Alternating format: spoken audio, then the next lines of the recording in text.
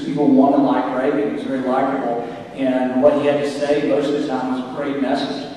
But the deficits exploded under Reagan. Domestic spending went up at a greater clip under Reagan than it did under Carter.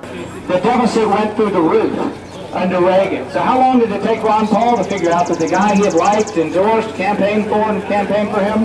The very first budget. Ron Paul voted no against the very first Reagan budget. All the boll weevils, everybody lauded this great budget. It was $100 billion in debt. This was 3 times greater than Jimmy Carter's worst deficit. Domestic spending went up more rapidly in the 80s than it did under Carter. You know, we wanted Reagan to veto a budget or to have balanced budgets, and he didn't do it.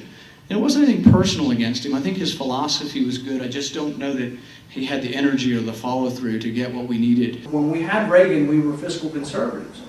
Well, unfortunately, even that wasn't true. When Reagan was elected in 1980, the first bill they passed was called the Graham-Latta Bill in 1981, and Republicans pegged it as this great step forward. Well, Jimmy Carter's last budget was about $36 billion in debt.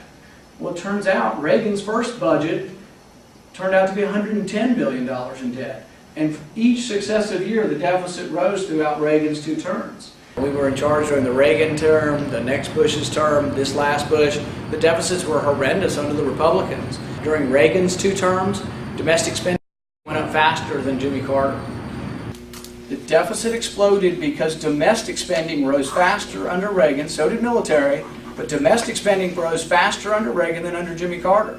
We have to admit our failings because we're not going to get new people unless we become believable as a party again. Why did the deficit rise? Because spending rose more dramatically under Reagan than it did under Carter. We say, well, Reagan's a conservative, Carter's a liberal.